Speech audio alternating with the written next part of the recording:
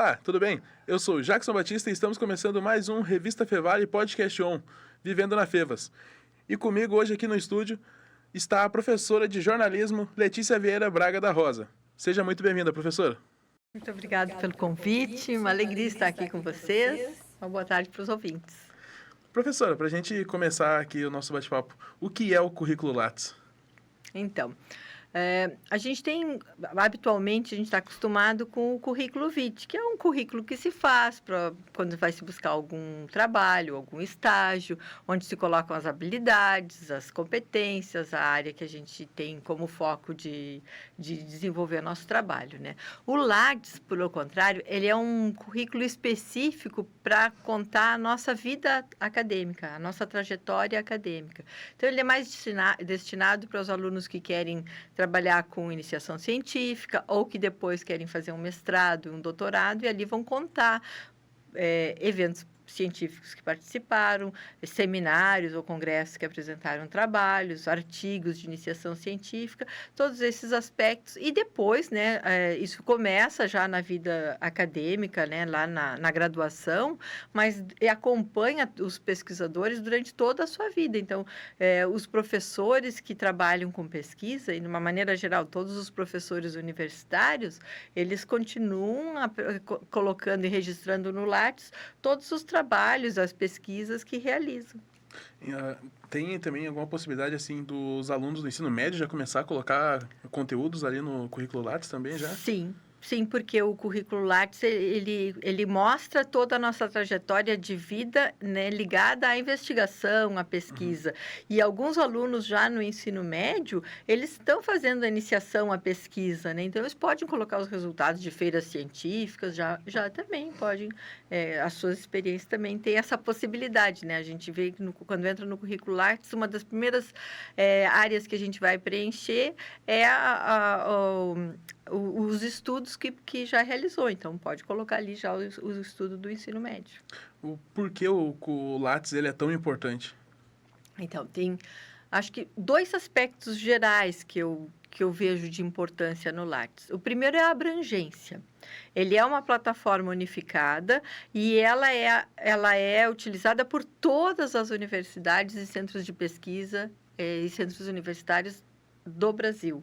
Então, é a plataforma onde todos os pesquisadores têm registrado seus dados. E qualquer um pode pesquisar. Então, ele, ao mesmo tempo em que, por um lado, eu acesso o meu currículo Lattes e alimento esses dados, e, por outro lado, eu tenho acesso geral aos dados, a pesquisar e conhecer os dados de outros pesquisadores na área. Então, por isso, essa abrangência é o primeiro aspecto de importância, né? A gente pode saber quem está fazendo que tipo de pesquisa ou que experiências já teve no passado, né, na pesquisa, simplesmente entrando no Lattes, preenchendo o nome do pesquisador, e a gente tem acesso a todos os dados que ele cadastrou, né? Cada um cadastra o seu próprio currículo. E o outro motivo é o fomento, porque geralmente as áreas que distribuem bolsas ou incentivam as pesquisas, elas utilizam o Lattes para ver aquela pesquisa, o que ele já fez, quais as pesquisas que realizou, para decidir, então, para quem que vai se distribuir, né, bolsas ou fomento à pesquisa. Então, e geralmente, aí, às vezes, os alunos, por que eu tenho que fazer um Lattes? Se é um aluno que ele tem interesse em fazer pesquisa no futuro, se ele tem interesse em fazer um mestrado ou um doutorado, né, ou até mesmo uma pós-graduação no sentido de especialização, né, que é uma especialização mais curta, nesses casos, geralmente, quando ele vai se inscrever para fazer esse mestrado ou uma especialização, é solicitado que ele envie o seu currículo Lattes. É pelo currículo Lattes, muitas vezes, que se faz essa seleção e, principalmente, a seleção das bolsas que vão ser distribuídas entre os alunos. né? Então é muito importante também manter ele atualizado, assim, qual que é a importância de manter ele atualizado? Sim, porque ali tu vai ter como descobrir o que ele está fazendo no momento. Não adianta Uhum. ter feito algo há 3, 4 anos atrás e nunca mais ter pesquisado. Então, mostra que é um pesquisador que não está em atividade, não está dedicado à pesquisa. Quanto mais tu tiver atualizado o teu Lattes e mais informações tu mostrar do que tu tens feito na área da pesquisa, pode ser mais interessante para aquele grupo que está selecionando. Porque, de uma maneira geral, quando a pessoa se inscreve, vamos supor, uma seleção de mestrado, o Lattes, ele pode ter um fator importante que é por ali que eu vou ver quantos artigos esse aluno já fez. Será que, pelo número de... Às vezes, eu não...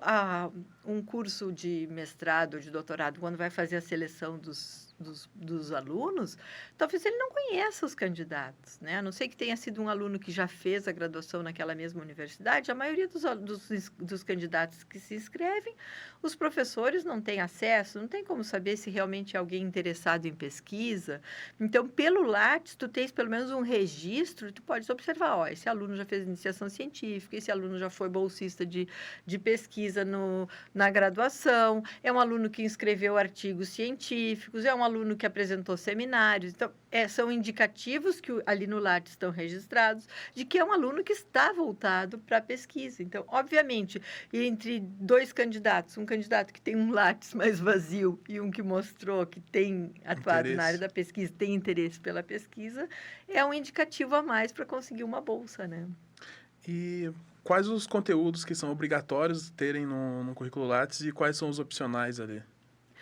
Essa é uma vantagem do Lattes também, é tu que decide o que tu queres preencher. Ele tem várias áreas, porque, como eu falei para vocês, como é uma plataforma unificada, pesquisadores da área da engenharia, das ciências humanas, das ciências da saúde, todos preenchem na mesma plataforma. Uhum. Então, as possibilidades do tipo de pesquisa vão variar muito de acordo com a área, né? Uhum. Com o campo de atuação de cada profissional.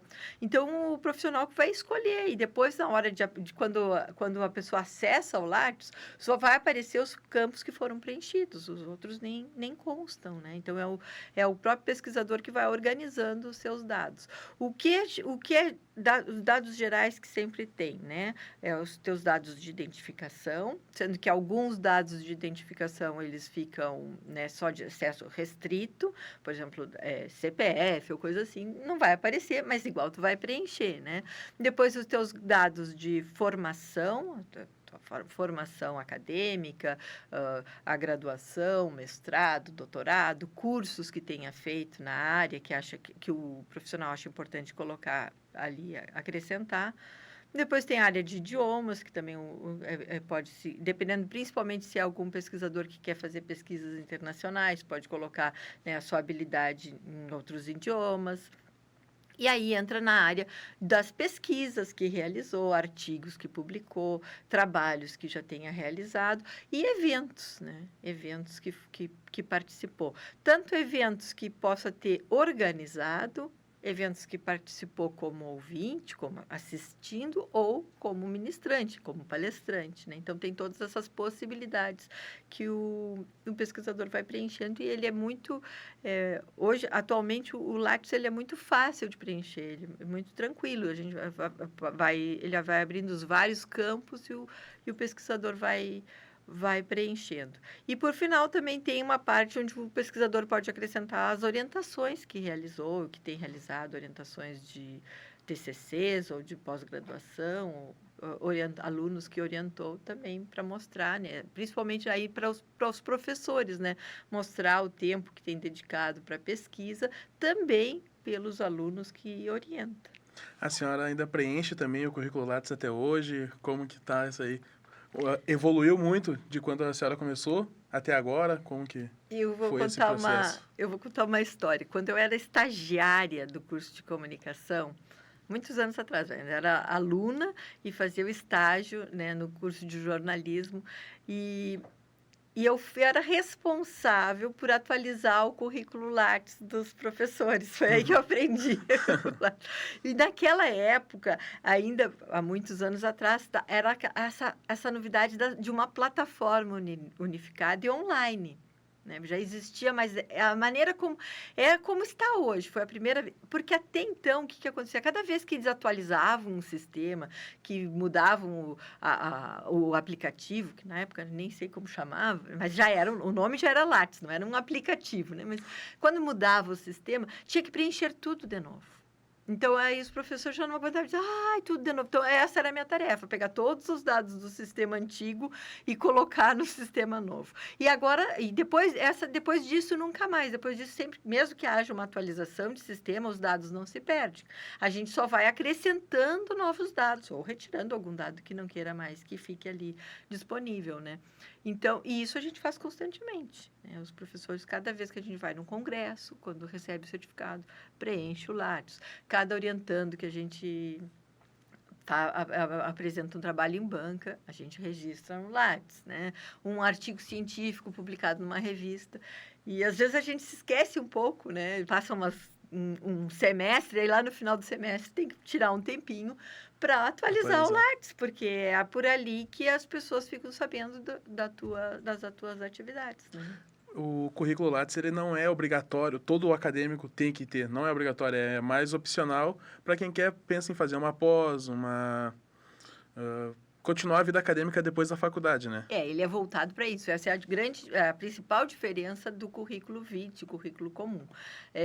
Para os professores, ele é obrigatório, né? Para os pesquisadores, ele é obrigatório, porque, inclusive, como eu falei para vocês, um dos motivos da importância do Lattes é essa área de fomento e de avaliação também das instituições, né? E a própria...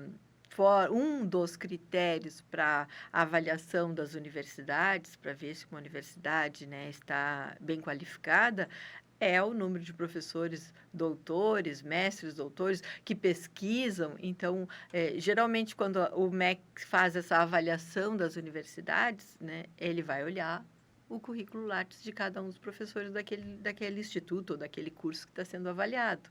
Então, por isso também a gente sempre tem que estar com esse currículo atualizado. Mas para os acadêmicos, eu sempre aconselho, faça com tempo, conheça a plataforma. Às vezes, no momento, talvez não tenha interesse imediato de fazer um mestrado, mas no futuro a gente, às vezes não especificamente um mestrado, área de pesquisa, mas fazer uma pós-graduação. Então, tu já ter a familiaridade com a plataforma, já ter atualizado os teus dados, preenchido os dados, porque depois a gente esquece, depois você tem que ficar procurando onde é que está mesmo quando foi que eu fiz tal curso. Então, o ideal é sempre ir atualizando com calma, para depois não ter que ficar lembrando. Às vezes tem uma coisa que foi importante que a gente fez e acaba esquecendo, não colocou no Lattes. Então, sempre é interessante de preencher. Ele pode ser usado para esse fim também, e ele também pode ser usado para o mercado de trabalho, para mostrar também tudo que tu fez, as tuas competências. No mercado de trabalho, eles avaliam também o currículo Lattes? Não. Aí o ideal é tu fazer o currículo o tradicional e usar tem muitos sistemas, muitos aplicativos para colocar o portfólio, né? Porque aí eu acho que, principalmente, aqui estou falando mais da nossa área da comunicação, seja relações públicas, jornalismo ou publicidade e propaganda, as áreas mais voltadas para a comunicação, porque o que interessa no mercado de trabalho é muito o teu portfólio, né? Então, tu faz o currículo vitae, porque aí tu vai destacar mais justamente as tuas habilidades, as tuas experiências, né? E acrescenta um link de portfólio, de um aplicativo onde tu possa colocar todos os trabalhos que tu fez para as pessoas terem acesso à tua... né, ao que tu já realizou de trabalhos práticos, né? Seja em sala de aula, os teus melhores trabalhos, ou mesmo de experiências que tu já tenha tido em estágios ou até trabalhando mesmo. Professora, muito obrigado pela participação aqui. E para a gente ir já finalizando, teria algum último recado, uma última dúvida assim que você recebe frequentemente sobre o currículo Lattes? No sentido mais prático, primeiro, tá? No sentido prático, quem vai fazer pela primeira vez o currículo Lattes, a importância de cuidar os dados que vai preencher, porque o Lattes ele faz uma verificação a partir dos dados que a gente tem na plataforma nacional, que é os mesmos dados da Receita Federal. Então, o erro mais, eu digo isso porque é mais frequente do que a gente imagina, é o aluno preencher os dados e colocar o dado da sua mãe diferente do que está no seu CPF, por exemplo. Às vezes a mãe tinha um sobrenome, trocou o sobrenome e o aluno colocou, e aí não consegue acessar. Então, esse cuidado, assim, de verificar os dados conforme estão os teus dados pessoais, nome do pai, nome da mãe, na base de dados, né, quando tu fez o teu CPF. Então, esse é um cuidado, assim, de ordem prática, porque os sistemas são integrados. E, assim, no sentido mais... pensando num aspecto mais profissional, eu recomendo a todos os alunos, mesmo aqueles que, num primeiro momento, não pensam em fazer um mestrado ou seguir a vida acadêmica, é uma experiência válida tu deixar registrado tudo que tu realizou, todo o teu percurso. O interessante do Lattes é que ele te mostra todo o teu ciclo acadêmico, né? Todas as experiências que tu realizou. Então, valorizem, às vezes, aluno, mas eu tenho pouca coisa. Valorize aquilo que tu tem, aquelas palestras que foi, eventos que participou, seminários que apresentou. Valorize, porque é justamente isso, está mostrando o início da tua trajetória. Muito obrigado, professora. Eu que agradeço o convite. E falamos aqui no Podcast On com a professora de jornalismo Letícia Vieira Braga, esclarecendo algumas dúvidas sobre o currículo Lattes. E não saia daí, fique direto com a minha colega Lana Maldaner, que irá conversar com uma acadêmica aqui da Universidade Fevale. Tudo bem, Lana? Tudo bem, Jackson. Como meu colega disse, eu sou a Lana Maldaner, estudante de jornalismo aqui da Universidade Fevale. Nessa segunda parte do episódio, a gente vai continuar tirando as dúvidas sobre o currículo Lattes, só que dessa vez conversando com uma acadêmica.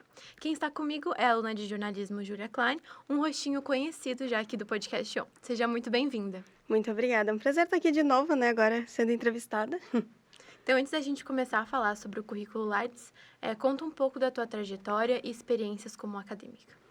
Então, eu conheci o currículo Lattes agora quando eu voltei a estudar jornalismo, né? E porque eu participava de um grupo de pesquisa e aí eu precisava fazer um perfil no Lattes. Mas para mim era só aquilo, tá? Fiz o perfil e aí pensei, bom, deixei ali. Eu não sabia exatamente o que ele representava e para que ele servia, né? E aí depois que eu fui descobrindo, fui entendendo como é que ele funcionava. E como é a tua trajetória aqui dentro da Fevale?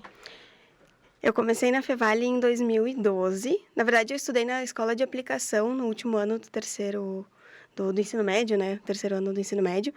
E aí, depois, em 2012, eu vim para a Fevale. Aí, eu fiz intercâmbio e voltei em 2021. Fiz jornalismo também, para finalizar, né? Na primeira parte, então, a professora Letícia explicou um pouquinho o que é o Lattes, mas tu, como aluna, por que os alunos devem fazer o currículo Lattes? Qual é a importância? Então, nesse grupo de pesquisa, eu convivia muito com mestrandos e doutorandos. E eles foram me explicando aos pouquinhos para que servia o Lattes. E uma das coisas é justamente para, por exemplo, conseguir bolsa de estudos para mestrado, pós, doutorado. Então, aos pouquinhos, eu fui inserindo algumas coisas lá. E é engraçado, porque eu achava que eu só poderia colocar artigo científico, né? Eu descobri que não, que a gente pode colocar, por exemplo, reportagens que a gente já publicou, se a gente já participou de algum livro, alguma coisa, a gente pode colocar lá também. Então, eu acredito que a importância é justamente para quem quer seguir uma carreira acadêmica, ou até quem não pensa ainda, mas pode mudar de ideia, né, no futuro, então sempre é importante colocar as coisas lá. Ele pode ser um pouquinho complicadinho no início de entender, mas depois pega o jeito.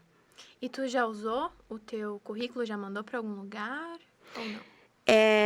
Ainda não, mas em breve eu pretendo, porque ano que vem eu quero começar as seleções de mestrado, né? Então eu já estou agora colocando.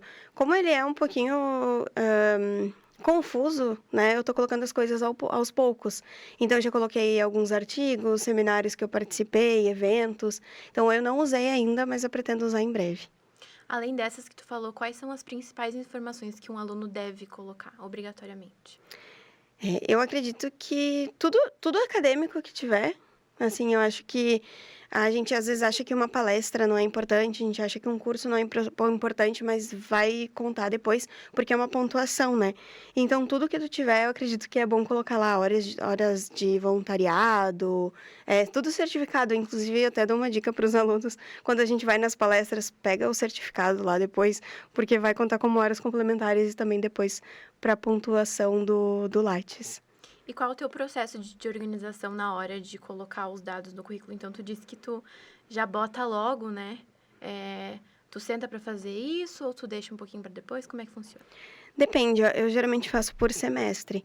Agora até o meu tá um pouquinho desatualizado, mas eu coloco por semestre. A não ser que é uma coisa mais, por exemplo, um seminário, que eu tenho que colocar em 2 lugares. Eu não sei muito bem explicar como é que ele funciona, porque, como eu disse, se vocês tiverem essa capacitação que a professora Letícia dá, façam, porque é muito necessária.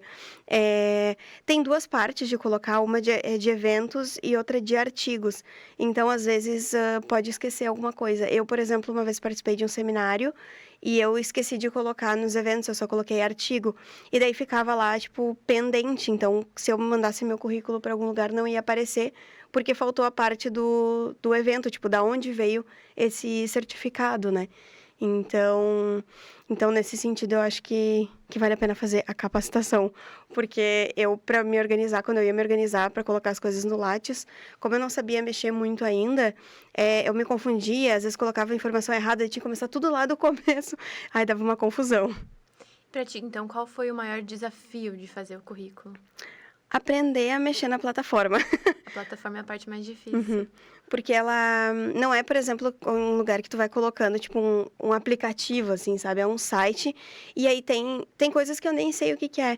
Então, quando aparece assim... Ai, não lembro agora as palavras, mas tem alguma informação lá que aparece e eu fico, tipo, o que é isso? Daí eu vou lá no Google pesquisar o que é. Então, eu acredito que sim, a plataforma para mim foi a mais desafiadora. Entender aonde eu colocava cada coisa.